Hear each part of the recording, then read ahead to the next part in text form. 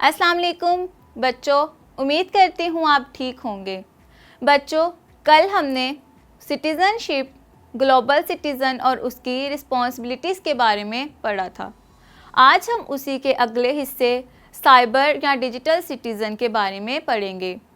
Cyber یا digital citizen سے مراد وہ شہری ہے جو اپنے سماجی، معاشرتی، سیاسی سرگرمیوں کے لیے انٹرنیٹ یا دوسرے ڈیجیٹل ذرائع کا مؤثر استعمال کرتا ہے۔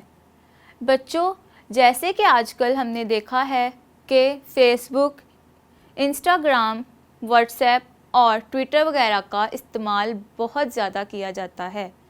کسی بھی ڈیجیٹل شہری کی سرگرمیاں نہ صرف اسے بلکہ دوسرے افراد کو بھی متاثر کرتی ہے۔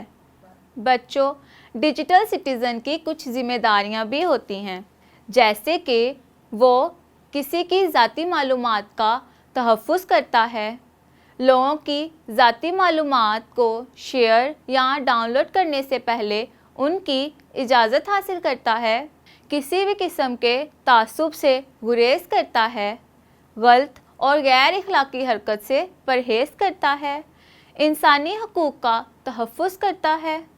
بچوں، آج کے اس ویڈیو میں ہم نے ڈیجیٹل شہری اور اس کی ذمہ داریوں کے بارے میں پڑھا ہے۔